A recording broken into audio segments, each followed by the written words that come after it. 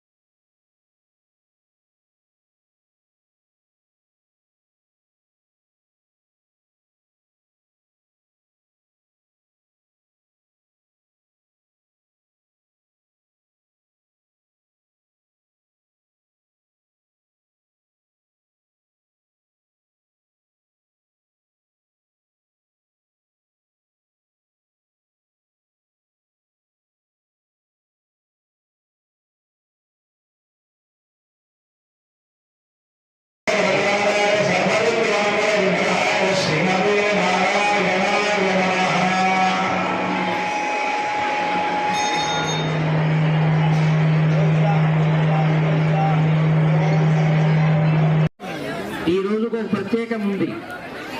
త్రేతాయుగంలో సీతారాములకు కళ్యాణము జరిగిన రోజు ఈరోజు. కాబట్టి త్రేతాయుగంలో కళ్యాణం జరిగిన ఆ రోజుని ఈ భద్రాచల దివ్యక్షేత్రంలో రాముల వారి కళ్యాణానికి పెళ్లి పనులు ప్రారంభించారు.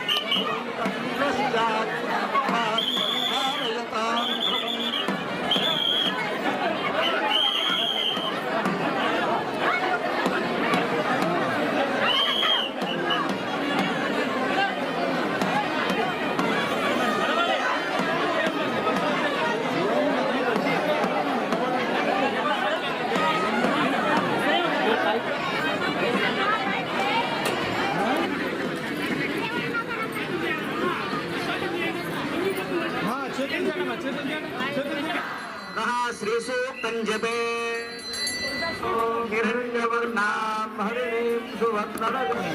ఈ రోజుకు ఒక ప్రత్యేకం ఉంది. త్రేతాయుగంలో సీతారాములకు కళ్యాణము జరిగిన రోజు ఈరోజు. కాబట్టి త్రేతాయుగంలో కళ్యాణం జరిగిన ఆ రోజుని ఈ భద్రాచల దివ్యక్షేత్రంలో రాముల వారి కళ్యాణానికి పెళ్లి పనులు ప్రారంభించడానికి పెద్దల ముహూర్తాన్ని పెట్టారు.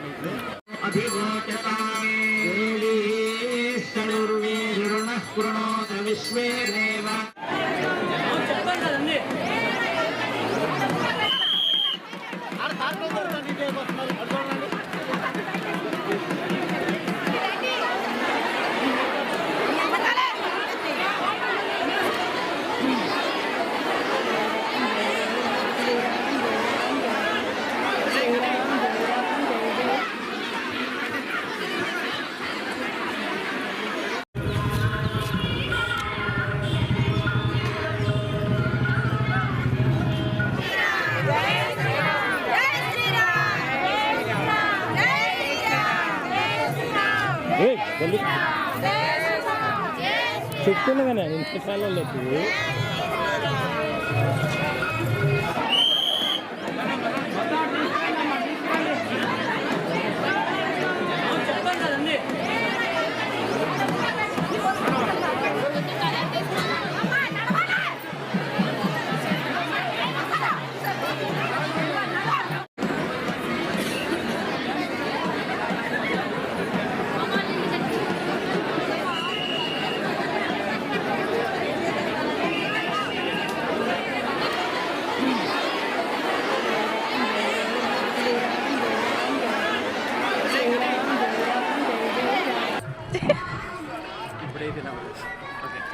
జై శ్రీరామ్, జై శ్రీరామ్, జై శ్రీరామ్.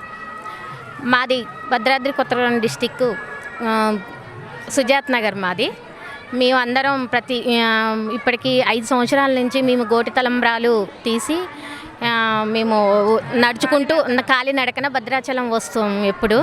అయితే మధ్యలో కోవిడ్ వల్ల ఒక 2 సంవత్సరాలు మేము చేయలేకపోయాము.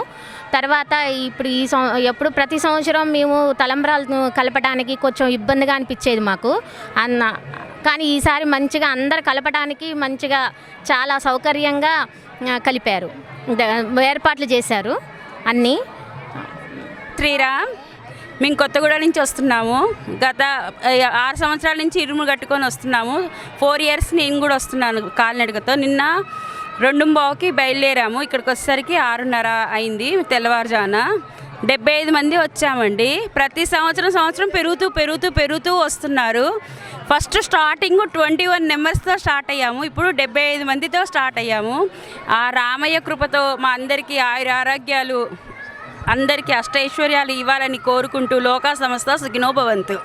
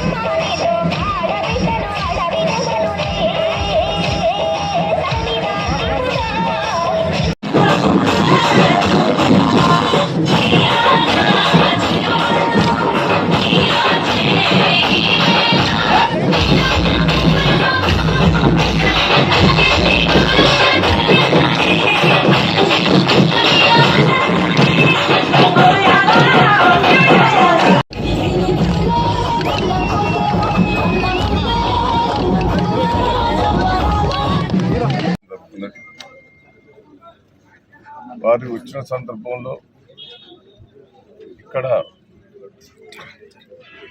వడ్డీ లేని రుణాలు కూడా 750 కోట్ల చెక్కు కూడా రాష్ట్ర వ్యాప్తంగా ఇవ్వటం కూడా జరుగుతుంది. దీనికి మున్సిపాలిటీ నుంచి 200 కోట్లు 250 కోట్లు, రూరల్ మహిళలకు ఐకేపీ వాళ్లకు వడ్డీ లేని రుణాలు 500 కోట్లు, ఈ రాష్ట్ర ఐకేపీ కార్యవర్గం కూడా వస్తుంది, వాళ్ళకి ఇవ్వటం జరుగుతుంది. చాలా రోజుల బట్టి వాళ్ళు వెయిట్ చేస్తున్నారు. అది మహిళా దినోత్సవం సందర్భంగా కేటీఆర్ గారు ఆధ్వర్యంలో చేయడం జరుగుతుంది. అభయస్థం కూడా వాళ్ళు చాలా రోజుల బట్టి కట్టారు, కానీ వాళ్ళు 500 పెన్షన్ కట్టారు. మేము 2000 ఇస్తున్నాం. 200 పెన్షన్లప్పుడు కట్టింది, 2000 ఇస్తున్నాం. అభయస్థం కట్టిన వాళ్ళందరూ కూడా 2000 పెన్షన్ ఇచ్చేటట్టు ఇంట్రెస్ట్ తోటి రేపు 450 కోట్ల ఆ చెక్ కూడా రేపు ఇక్కడ ఇవ్వటం జరుగుతున్నది. మా కాన్స్టిట్యూన్సీకి సంబంధించిన 350 కోట్ల వరకు శ్రీనిధి నుంచి ఐకేపీ నుంచి మహిళలకు కూడా లోన్లు ఇవ్వటం జరుగుతున్నది. అదే తిరిగా కుట్టు మిషన్లు ట్రైనింగ్ అయిపోయిన వాళ్ళకు 500 మిషన్లు కూడా రావడం జరిగింది. 1000 మిషన్లు ఫస్ట్ విడత కూడా కేటీఆర్ గారి చేతనే ఇవ్వటం జరుగుతుంది. మహిళా దినోత్సవం రాష్ట్ర వ్యాప్తంగా జరిగే కార్యక్రమం ఎప్పుడు హైదరాబాద్లో జరుగుతుంది. అది తొర్రూరులో మా పాలకుర్తి నియోజకవర్గంలో జరగటం మేము అదృష్టంగా భావిస్తున్నాం. అదే తిరిగా మార్కెట్ యార్డును, యత్రాజరావు పార్కు, ఆడిటోరియం ఇవన్నీ కూడా శంకుస్థాపనలు ప్రారంభోత్సవం కూడా చేసుకోవడం జరుగుతుంది. కేటీఆర్ గారు రావటం మేము అదృష్టంగా భావించడం జరుగుతుంది.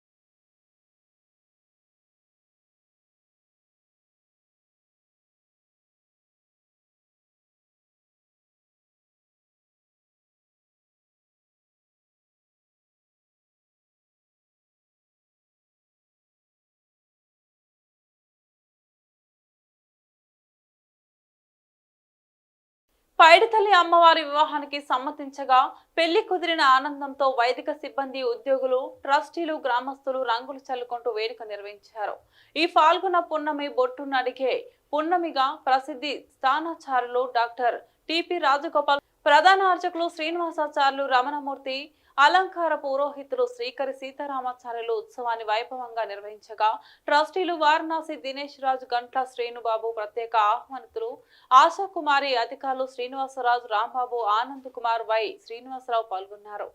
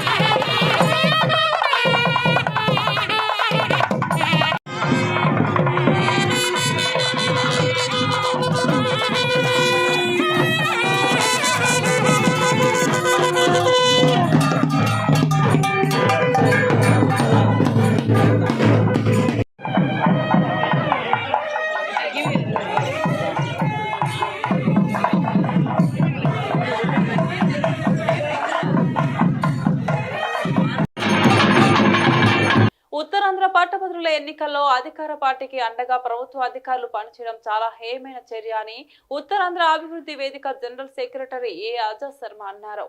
ఓటర్ల నమోదులో అర్హత లేని వాళ్ళని ఓటర్లుగా చేర్చడంతో ప్రారంభమైన అనైతిక చర్య అధికార పార్టీ అభ్యర్థి తరపున ప్రచారంలో అభ్యర్థి అధికారులను ఉపయోగించడం వరకు వెళ్లిందని ఆరోపించారు. నగరంలోని హోటళ్లు ఆంధ్ర విశ్వవిద్యాలయం ఉపకులపతి చేత సమావేశం పెట్టి వైసీపీ అభ్యర్థికి ఓటు వేయమని చెప్పడం, దానికి టీటీడీ చైర్మన్ సుబ్బారెడ్డి మద్దతు ఇవ్వడం విడ్డూరంగా ఉందని అన్నారు. మధురవాడ, పద్మనాభం మండలాల్లో ఎమ్మెల్యేలు అధికార పార్టీ కార్యకర్తలుగా పనిచేస్తున్నారని, వాలంటీర్లు అయితే మరి చెప్పాల్సిన పని లేదని పేర్కొన్నారు. ఇంతలా అధికార పార్టీ అధికార దుర్వినియోగానికి పాల్పడుతుంటే రాష్ట్ర ఎలక్షన్స్ కమిటీ ఏ విధమైన చర్య తీసుకుందని ప్రశ్నించారు. తూతు మంత్రంగా కమిషన్ వేసి చేతులు దులుపుకున్నారని అన్నారు. ఇంత అధికార దుర్వినియోగానికి పాల్పడుతుంటే ఎన్నికల కమిషన్ ఏం చేస్తోందన్నది మొదటి ప్రశ్న. రెండోది, ఇంత అధికార దుర్వినియోగానికి పాల్పడడం వైసీపీ ఎందుకు చేస్తుందన్నది రెండో ప్రశ్న. మేము ఫస్ట్ నుంచి అక్టోబర్ 1లో ఓటర్ల నమోదు ప్రక్రియ ప్రారంభించినప్పటి నుంచి వాలంటీర్ల వ్యవస్థను అడ్డు పెట్టుకుని దొంగ ఓట్లు భారీగా వైఎస్ఆర్ కాంగ్రెస్ పార్టీ చేర్పించింది. అనేక సందర్భాల్లో ఎన్నికల కమిషన్ దృష్టికి మేము తీసుకెళ్ళాం. అయినా ఇప్పటికీ ఈరోజు ఫైనల్ లిస్ట్ వచ్చింది, ఇంకా వచ్చే వారం కరెక్ట్గా ఎన్నికలు. ఇప్పటికీ అర్హత లేని వాళ్ళ ఓట్లు అందులో ఉన్నాయి, ఇంకా చోటు చేసుకున్నాయి. ఎన్నికల కమిషన్ ఎందుకు చర్యలు తీసుకోలేదు మొట్టమొదటి పాయింట్. రెండోది, ఆంధ్ర యూనివర్సిటీ వైస్ ఛాన్సలరు బహిరంగంగా దస్పల్లా హోటల్లో తన అనుబంధ డిగ్రీ కాలేజ్ యొక్క కరెస్పాండెంట్ పిలిచి మీటింగ్ పెట్టాడు. మేము ఫోటోలు తీసాం. ఫోటోలు తీసి ఎన్నికల కమిషన్ కంప్లైంట్ ఇస్తే ఇప్పటికొచ్చి ఆంధ్ర యూనివర్సిటీ వైస్ ఛాన్సలర్ మీద ఏ రకమైనటువంటి చర్య ఎన్నికల కమిషన్ తీసుకోలేదు. ఏదో తూతూ మంత్రంగా ఒక కమిషన్ ఒకటి వేసారు, ఎంక్వైరీ జరిపించాం, అందులో సాక్ష్యాలు దొరకలేదని చెప్పారు. సాక్ష్యాలు దొరకపోయింది, మేము ఇచ్చే ఫోటోలు మీకు. ఆ ఫోటోలో వైవి సుబ్బారెడ్డి గారు ఉన్నారు, వైఎస్ఆర్సీపీ క్యాండిడేట్ ఉన్నాడు, ఆంధ్ర యూనివర్సిటీ వైస్ ఛాన్సలర్ ఉన్నాడు. అది చాలదా? మేము అందుకనే అడిగాం, దస్పల్లా హోటల్లో ఉన్నటువంటి సీసీటీవీ ఫుటేజీలు వెంటనే మీరు తీసుకుని దర్యాప్తు ఆదేశించండి, చర్యలు తీసుకోండి అంటే ఆ రకమైనటువంటి చర్యలు చేపట్టలేదు. తిరిగి వైస్ ఛాన్సలర్ గారిని అడిగట, మీరు ఎక్కడున్నారు సార్ అంటే నేను అక్కడ లేనని చెప్పాట. దాంతో ఇష్యూ క్లోజ్. దీన్ని చూసి మిగిలినటువంటి అధికారులు ఏ రకమైనటువంటి సందేశం ఎన్నికల కమిషన్ ఇస్తుంది అంటే, మీరు అధికార దుర్వినియోగంగా పాల్పడండి, మేమేమీ చేయాలండి అని చెప్పడం. అదే బాటలో తర్వాత సర్వశిక్షా అభియాన్ అధికారులు విజయనగరం, విశాఖపట్నంలో అదే చేశారు. విశాఖపట్నంలో దస్పల్లా హోటల్లో అక్కడే మీటింగ్ పెట్టారు. దాని మీద కంప్లైంట్ ఇచ్చారు. దాని మీద పీడీఎఫ్ అభ్యర్థిగా పోటీ చేసినటువంటి డాక్టర్ కోరెట్ల రమాప్రభ గారి పేరుతో రమాప్రభ అన్నటువంటి ఇంకో పేరుతో నామినేషన్ కూడా వేయించారు. ఇప్పుడు ఇందులో బ్యాలెట్ పేపర్లో రమాప్రభలు ఇద్దరు ఉంటారండి. అంటే ఓటర్లు కన్ఫ్యూజ్ అయిపోయి ఆవిడ కొన్ని ఓట్లు వేస్తే ఆ రకంగా ఇవి ఓడించనేటువంటి దుర్బుద్ధి తప్పి దీని వెనకాల ఏమీ లేదు. ఇంత నీచమైనటువంటి ఆలోచన కనీసం మాకు అలాంటి ఆలోచన కూడా రాలేదు. అసలు సుధాకర్ అనే పేరు ఇంకొడితే వేయించాలని కనీసమైన ఆలోచన కూడా మాకు రాలేదు. ఎందువల్ల రాలేదంటే మా మీద మాకు నమ్మకం, విశ్వాసం. మేము పనిచేస్తున్నటువంటి రంగాలు, ఆయా తరగతుల్లో ఉన్నటువంటి ప్రజలు మమ్మల్ని గెలిపిస్తారనే విశ్వాసం మాకుంది. ఇప్పుడు ఈ రకంగా వైసీపీ నాయకులు చేసినటువంటి దురాఘాతాలన్నింటినీ కూడా ఉత్తరాంధ్రలో ఉన్నటువంటి పట్టభద్రులు, విద్యావంతులు అందరూ కూడా అర్థం చేసుకుని మన ప్రాంత అభివృద్ధి, రాష్ట్ర ప్రయోజనాలు దృష్టిలో పెట్టుకుని నిబద్ధతతో, నిజాయితీగా, నిస్వార్థంగా పనిచేస్తున్నటువంటి పీడీఎఫ్ అభ్యర్థిగా పోటీ చేస్తున్నటువంటి డాక్టర్ కోరెట్ల రమాప్రభ గారిని అత్యధిక మెజార్టీతో తమ మొదటి ప్రాధాన్యత ఓటు వేసి గెలిపించాలని విజ్ఞప్తి చేస్తున్నాం.